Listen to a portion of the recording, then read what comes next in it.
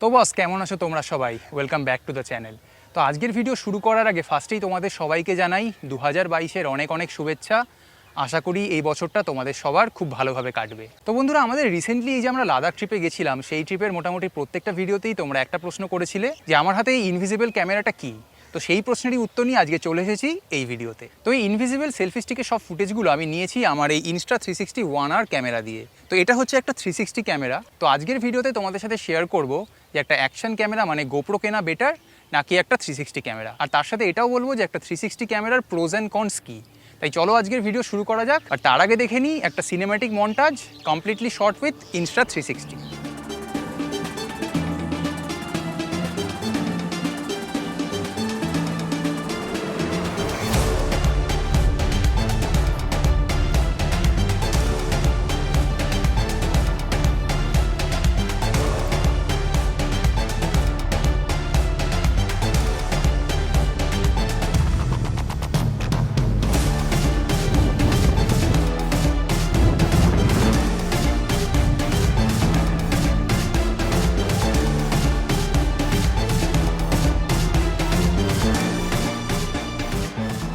ফার্স্টেই চলে আসা যাক প্রোজে। তো একটা 360 ক্যামেরা ইউজ করার সবচেয়ে বড় অ্যাডভান্টেজ হলো যেটা একসাথে 360 ডিগ্রি অ্যাঙ্গেলে পুরো ফুটেজটাই ক্যাপচার করে। তোমরা যখন কোনো ফুটেজ ক্যাপচার করছো তোমাদের ফ্রেমিং নিয়ে কোনো রকম মাথা ব্যথা থাকছে না, মানে তোমাদের এটা নিয়ে ভাবতে হবে না যে ক্যামেরাটা ঠিক দিকে পয়েন্ট করা আছে কিনা, ঠিকঠাক ফুটেজ উঠছে কিনা। তার মানে তোমরা যখন ফুটেজটা ক্যাপচার করছো তখন তোমরা পুরোপুরি টেনশন ফ্রি হয়ে পুরো ফুটেজটা ক্যাপচার করে ফেলো। আর বাড়ি এসে তোমাদের কাছে যখন অনেক সময় থাকবে তখন তোমরা সফটওয়্যারে চুজ করে নিতে পারো যে কোন অ্যাঙ্গেলটা তোমরা তোমাদের দর্শকদের সাথে শেয়ার করতে চাও। তো এটা স্পেশালি খুবই ইউজফুল হয় যখন তোমরা ড্রাইভিং বা রাইডিং করছো, কেননা গাড়ি বা বাইক বা সাইকেল চালানোর সময় চালানোর সাথে সাথে ক্যামেরার উপর ফোকাস করতে গেলে অ্যাক্সিডেন্ট হওয়ারও চান্স থাকে, আর ফুটেজও অনেক সময় ঠিকঠাক ওঠে না। আর সেই সব ক্ষেত্রে আমরা বাড়ি গিয়ে দেখি যে আমাদের ফুটেজটা পুরোপুরি এমন একটা অ্যাঙ্গেলে উঠেছে যেটা আমরা চাইছিলাম না, আর সেই সব ক্ষেত্রে আমাদের পুরো ফুটেজটাই নষ্ট হয়ে যায়। তো এরপর চলে আসা যাক সেকেন্ড অ্যাডভান্টেজে, যেটা হলো ভ্যারাইটি অফ ক্লিপস। তো বন্ধুরা, আমরা যখন কোনো অ্যাকশন ক্যামেরা বা নর্মাল কোনো ক্যামেরায় কোনো ফুটেজ তুলি, সেই সব ফুটেজগুলো মোটামুটি একই রকম দেখতে হয়, তাই দর্শকদের কাছে নতুন টাইপের কিছু দেখানোর চান্স খুব একটা থাকে না। কিন্তু 360 ক্যামেরায় যেহেতু পুরো ফ্রেমিংটাই তোমরা বাড়ি আসার পর সফটওয়্যারে করছো, তাই সেই ক্ষেত্রে একই ফুটেজ থেকে তোমরা অনেক রকম ভ্যারাইটি অফ ক্লিপস এক্সপোর্ট করতে পারো, আর সেটা তোমাদের ভ্লগস বা ট্রাভেল ভিডিও বা যাই তোমরা বানাও না কেন সেটাকে আরও আকর্ষণীয় বানাতে অনেক বেশি তোমাদের হেল্প করবে। তো এবার চলে আসা যাক থার্ড অ্যাডভান্টেজে, আর সেটা হলো এর ইনভিজিবল সেলফি স্টিক। তো প্রত্যেকটা 360 ক্যামেরাতে দুটো করে ক্যামেরা থাকে, একটা সামনের দিকে আর একটা পেছনের দিকে, আর প্রত্যেকটা ক্যামেরা 180 ডিগ্রি অ্যাঙ্গেলে সব ফুটেজ ক্যাপচার করে, আর তারপরে এই দুটো ক্যামেরার ফুটেজকে ক্যামেরার মধ্যে স্টিচ করে তৈরি হয় আমাদের ফাইনাল 360 ফুটেজ। তো বন্ধুরা, এই দুটো ক্যামেরার যে স্টিচিং লাইন থাকে সেইখানে যদি তোমরা যে কোনো জিনিস রাখো তাহলে সেটা অটোমেটিক্যালি হাইড হয়ে যায়। আর এই ফিচারটা শুধুমাত্র আমার ইনস্টা 360 1Rই নয়, সব রকম 360 ক্যামেরাতেই সেম ফিচারটা অ্যাভেলেবেল। তাই ফুটেজ তোলার সময় তোমরা যদি মেক শিওর করো যে সেলফি স্টিক আর ক্যামেরাটা একই লাইনে আছে, তাহলে অটোমেটিক্যালি সেলফি স্টিকটা সেই ফুটেজ থেকে হাইড হয়ে যায়, মানে এর জন্য তোমাদের আলাদা করে কিচ্ছু করার দরকার পড়বে না। তো এই 360 ক্যামেরার কোম্পানিগুলো তাদের এই সেলফি স্টিকগুলোকে এমনভাবে মার্কেট করে যেন এই সেলফি স্টিকে কিছু স্পেশাল ফিচার রয়েছে, কিন্তু এই ট্রিকটা যে কোনো সেলফি স্টিকেই পসিবল। তার জন্য তোমাদের বেশি দাম দিয়ে ইনস্টা 360 নিজস্ব সেলফি স্টিক কেনার কোনো দরকার নেই, তোমরা যে কোনো সেলফি স্টিক ইউজ করতে পারো, আর সব সেলফি স্টিকেই সেটা অটোমেটিক্যালি হাইড হয়ে যাবে। তো তিনটে অ্যাডভান্টেজ তো হলো, এবার চলে আসা যাক ফোর্থ পয়েন্টে, আর সেটা হচ্ছে এর ফ্লোস্টেট স্টেবিলাইজেশন। তো বন্ধুরা, আজকালকার দিনে মোটামুটি সব অ্যাকশন ক্যামেরাতেই খুব ভালো রকমের স্টেবিলাইজেশন অ্যাভেলেবেল, যেমন ধরো গোপ্রো, কিন্তু 360 ক্যামেরাতে সেই জিনিসটা আরও নেক্সট লেভেলে চলে যায়। আর তার মেন রিজন হচ্ছে যেহেতু এটা 360 ডিগ্রি অ্যাঙ্গেলে সব ফুটেজ ক্যাপচার করে, তাই স্টেবিলাইজ করার জন্য এর কাছে অনেকটা extra room available without degrading the quality of the footage. For example, এই ফুটেজগুলো তোমরা দেখো যেটা আমি গাড়ি চালানোর সময় বা সাইকেল চালানোর সময় পুরোপুরি হ্যান্ডেল তুলেছিলাম, আর stabilization just too good to be true. আর ফাইনাল অ্যাডভান্টেজ হলো যে গোপ্রোর মতন 360 ক্যামেরাগুলো ওয়াটারপ্রুফ, তাই এই 360 ক্যামেরা নিয়ে বৃষ্টিতে বা জলের মধ্যে গেলেও তোমাদের ক্যামেরার কোনো ক্ষতি হবে না। তো প্রোস তো হলো, বাট কনসগুলো ডিসকাস করে নেওয়ার আগে এটা জেনে নেওয়া খুবই ইম্পর্টেন্ট যে এই 360 ক্যামেরার ফুটেজকে কী করে এডিট করতে হয়, কেননা এর প্রসেসটা একটু complicated compare to other cameras. কিন্তু তার জন্য আমাকে বাড়ি ফিরতে হবে, আর তোমরা তো দেখতেই পাচ্ছ যে আমার পেছনে একটা খুব সুন্দর সানসেট হচ্ছে। আমি এখন রয়েছি সায়েন্স সিটির পেছন দিকে চাষের জমিগুলোতে, তাই বাড়ি ফেরার পর বাকিটা কন্টিনিউ করবো আমার ল্যাপটপ থেকে। তো বাস আমি বাড়ি চলে এসেছি।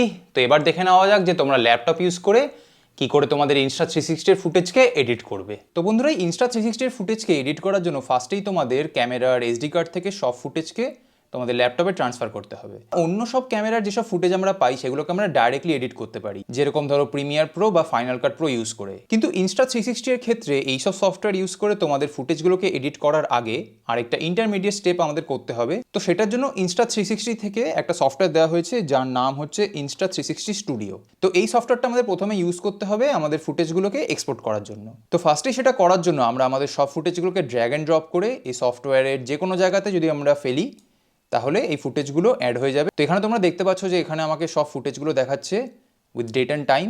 তো ধরো আমি এর মধ্যেই সেকেন্ড ফুটেজটাকে এডিট করতে চাই। তো এই ফুটেজে ডাবল ক্লিক করার সাথে সাথেই সেই ফুটেজটা ওপেন হয়ে যাবে এই সফটওয়্যারের মেন এরিয়াতে। তো এখানে দেখো আমি মাউস দিয়ে ড্র্যাগ করে করে আমার পুরো ফ্রেমিংটাকেই চেঞ্জ করতে পারছি। আর এটা কিন্তু সেম ফুটেজেই হচ্ছে, এমন না যে এটা আলাদা আলাদা আমি ফুটেজ নিয়েছি। তো এখানে এডিট শুরু করার আগে সবার ফার্স্টে আমাদের যেটা করতে হবে যে আমরা কোন অ্যাসপেক্ট রেশিওতে আমাদের ভিডিওটা এক্সপোর্ট করতে চাই সেটা চুজ করা। তো বাই ডিফল্ট এখানে তোমরা দেখতে পাচ্ছ যে 16:9 অ্যাসপেক্ট রেশিও এখানে সিলেক্ট করা রয়েছে, কিন্তু এটাকে ক্লিক করে তোমরা চেঞ্জ করতে পারো। ফর এক্সাম্পল আমি যদি 9:16 করি তাহলে এটা ইনস্টাগ্রাম রিলস বা ফেসবুক রিলসের জন্য একদম পারফেক্ট। তারপর যদি আমি এখানে ক্লিক করে এটাকে 2.35/1 করি তাহলে এটা ওয়াইড স্ক্রিন ডিভাইসে দেখানোর জন্য একদম পারফেক্ট রেশিও আমাদের কাছে চলে আসছে। বাট আমাদের ক্ষেত্রে আমরা 16:9কেই চুজ করে আমাদের প্রসেসটা শুরু করি। তো ভিডিও এক্সপোর্ট করার আগে ফার্স্টে আমাদের চুজ করতে হবে যে আমরা আমাদের ভিডিওটা কোথা থেকে স্টার্ট করতে চাই। তো সেই ক্ষেত্রে ধরো আমি এই পজিশন থেকে আমার ভিডিওটা স্টার্ট করব, আর সেটাকে ট্রিম স্টার্ট পয়েন্ট হিসেবে সিলেক্ট করার জন্য আমাকে এই ট্রিম স্টার্ট বাটনে ক্লিক করতে হবে। তাহলে তোমরা দেখতে পাচ্ছ যে এই পজিশনের বাদিকের পুরো এরিয়াটাই ডিসেবল হয়ে গেছে। এরপর আমাকে যেটা করতে হবে এই ট্রিম স্টার্ট পয়েন্টে মাউসটা রেখে এই প্লাস বাটনে ক্লিক করতে হবে, যেটা কিনা একটা কি ফ্রেম ক্রিয়েট করবে আমাদের জন্য। তো তোমরা দেখতে পাচ্ছ যে এখানে আমাদের একটা কি ফ্রেম অ্যাড হয়ে গেছে। তো এই কি ফ্রেমে আমাকে চুজ করতে হবে আমার পছন্দের অ্যাঙ্গেল। তো সেটা করার জন্য আমি মাউস ঘুরিয়ে ঘুরিয়ে আমার যে অ্যাঙ্গেলটা পছন্দ সেটা আমি চুজ করতে পারি। আমি যদি চাই তাহলে জুম ইন বা জুম আউট করতে পারি। মানে ধরো আমি যদি জুম ইন করি তাহলে আমি একদম ক্লোজ আপ দেখাতে পারছি, আমি যদি জুম আউট করি তাহলে পুরো চারপাশটা দেখা যাচ্ছে। তো এটা পুরোপুরি আমার পছন্দের মতন আমি এটাকে চুজ করতে পারি। তাছাড়া এখানে তোমরা দেখতে পাচ্ছ যে এই কি ফ্রেম এডিটারে 5খানা অপশানস অ্যাভেলেবেল। তার মধ্যে প্রথমটাকে ক্লিক করে আমরা চুজ করতে পারি ডান দিক বা দিক, তারপরে সেকেন্ডেরটা ইউজ করে আমি চুজ করতে পারি ওপর আর নিচে, থার্ডেরটা ইউজ করে আমি অ্যাঙ্গেলটা ডিফাইন করতে পারি, তারপরে এই নেক্সট অপশানটা সিলেক্ট করে আমি কতটা জুম ইন বা জুম আউট করতে চাই সেটাও সিলেক্ট করতে পারি। এই সেম জিনিস মাউস হুইল ঘুরিয়েও করা সম্ভব বা তোমরা চাইলে এখান থেকেও করতে পারো। আর ফাইনালি এই লাস্ট অপশানটা সিলেক্ট করে আমরা চুজ করতে পারি যে কতটা ডিস্টরশন থাকবে এই ভিডিওতে। সেটাকে যদি আমরা একদম কমিয়ে দিই তাহলে এই ফুটেজটা দেখতে একদম নর্মাল ক্যামেরার মতন হয়ে যায়, আর যদি এটাকে বাড়িয়ে দিই তাহলে এটাতে একটা সেই GoPro এর মতন ফিশাই এফেক্ট আসে। তো আমাদের ফ্রেমিং চুজ করা হয়ে গেলে এবার আমাদের সিলেক্ট করতে হবে যে ভিডিওটা আমরা কোথায় শেষ করতে চাই। তার জন্য ধরো আমি মোটামুটি এরকম পজিশনে এসে আমি সিলেক্ট করলাম যে ভিডিওটা আমি এখান থেকে শেষ করব। তাহলে এখানে এসে একটা মাউস ক্লিক করে আমি এই ট্রিম এন্ড বাটনে ক্লিক করব। তাহলে তোমরা দেখতে পাচ্ছ যে সেই পয়েন্ট থেকে ডান দিকের পুরো পোর্শনটাই ডিসেবল হয়ে গেল। এবার আমাদের নেক্সট স্টেপ হচ্ছে এক্সপোর্ট করা। তার জন্য আমাদের ক্লিক করতে হবে এই ডান দিকে স্টার্ট এক্সপোর্ট বাটনে। তো এখানে এসে আমরা চুজ করতে পারি যে আমরা আমাদের ফুটেজটা কোথায় এক্সপোর্ট করতে চাই। তারপর নিচে এসে এখানে আমি বিট রেট সিলেক্ট করতে পারি। তো এটাকে চেঞ্জ করার কোনো দরকার নেই, 75 Mbps ইজ ফাইন। তারপরে চলে আসবো আমরা রেজলিউশনে, এটাকে আমি 4K তে সিলেক্ট করে রেখেছি ফর বেস্ট কোয়ালিটি। আর বাকি অপশানগুলো তোমরা আপাতত ইগনোর করতে পারো। তো এরপরে যদি তোমরা স্টার্ট এক্সপোর্টে ক্লিক করো তাহলে তোমরা দেখতে পাচ্ছ যে এখানে এই 22 সেকেন্ডের ক্লিপটা এক্সপোর্ট হতে কিছুটা টাইম নিচ্ছে। তো মোটামুটি 1 মিনিট ওয়েট করার পরে এই ফুটেজটা এক্সপোর্ট হয়ে গেছে। তোমরা দেখতে পাচ্ছ যে এখানে ফুটেজটা চলে এসছে। সেটাকে আমি ওপেন করে দেখে নিতে পারি যে আমার এক্স্যাক্টলি যে অ্যাঙ্গেল দরকার ছিল সেই অ্যাঙ্গেলটা আমি এখানে পেয়ে গেছি। তো এরপরে চলো বন্ধুরা দেখে নেওয়া যাক যে এই সেম ফুটেজকেই কী করে আমরা অন্যভাবে ইউজ করতে পারি। তো তার জন্য আমরা Insta360 স্টুডিওতে ফেরত এসে ক্লিক করে নেব এই কি ফ্রেমে।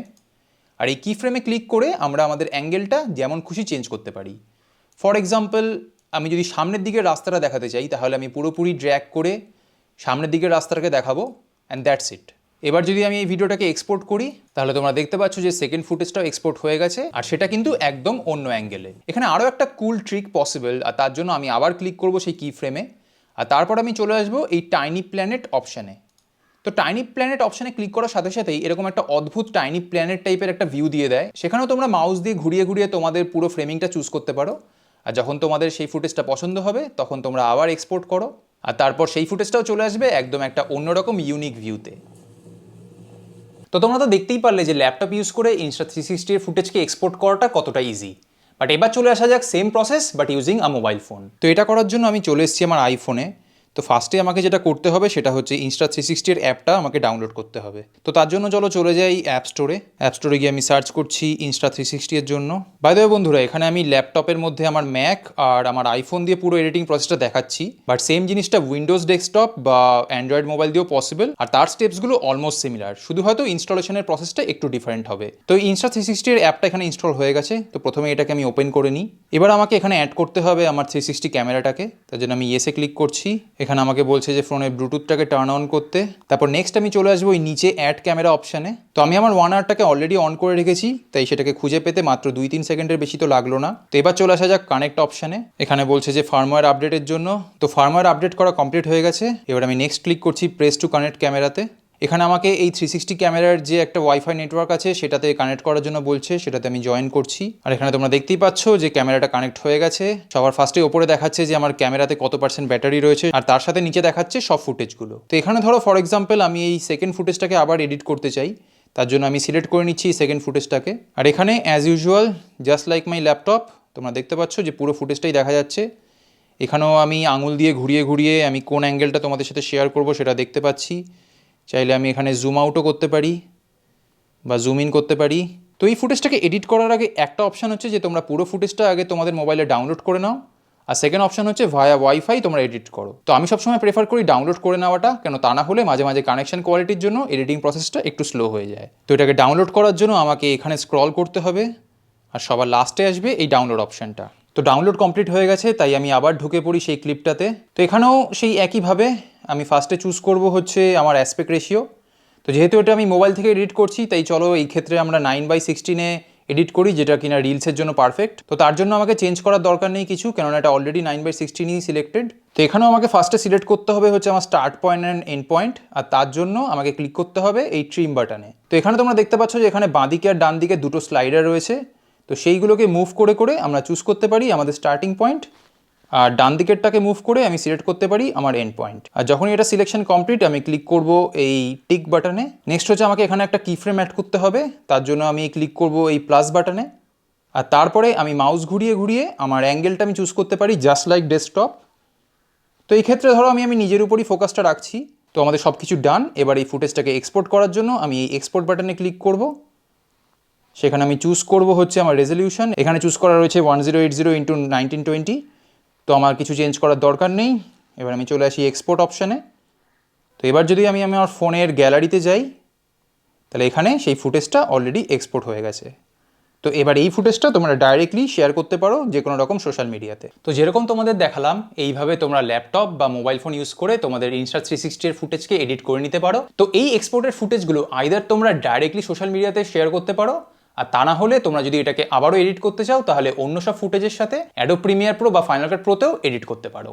তো এবার চলে আসা যাক কনজে, মানে একটা 360 ক্যামেরা ইউজ করলে তোমরা কি কি প্রবলেম ফেস করতে পারো। তার মধ্যে প্রথম পয়েন্ট হচ্ছে এর কমপ্লিকেটেড ওয়ার্কফ্লো। তো বন্ধুরা, আমাদের অন্য সব ক্যামেরার যে ফুটেজ থাকে সেটা আমরা ডাইরেক্টলি সোশ্যাল মিডিয়াতেও ইউজ করতে পারি বা অন্য কোনো সফটওয়্যার ইউজ করে এডিট করতে পারি, কিন্তু একটা 360 ক্যামেরার ক্ষেত্রে সেটা পসিবল না, কেননা 360 ক্যামেরা ডাইরেক্টলি ইউজেবল না। তার মানে 360 ক্যামেরা দিয়ে তোমরা যে ফুটেজই তোলো না কেন, সেটাকে ইউজ করার আগে তোমাকে এই আইদার ল্যাপটপ বা অ্যাপের থ্রু দিয়ে গিয়ে ওটাকে এক্সপোর্ট করাটা বাধ্যতামূলক, আর সেটা করতে বেশ কিছুটা সময় যায়। মানে ধরো তোমরা তোমাদের সারাদিনের ফুটেজ কোনো গোপ্রো বা অন্য কোনো ক্যামেরায় যদি শ্যুট করে থাকো, তাহলে তোমরা ডাইরেক্টলি সেটাকে নিয়ে বাড়িতে এসে এডিটে বসতে পারো, বাট ইনস্টা 360 এর ক্ষেত্রে তোমাকে এই অ্যাপের থ্রু দিয়ে যেতেই হবে। তো আমার ক্ষেত্রে আমি যখন আমার লাদাখের প্রত্যেক দিনের ব্লগ বানাচ্ছিলাম, তখন এই প্রত্যেক দিনের যে সমস্ত আমার কাছে 360 ফুটেজ ছিল সেটাকে এডিট করতে আমার প্রায় 3 থেকে 4 ঘন্টা এক্সট্রা সময় যেত।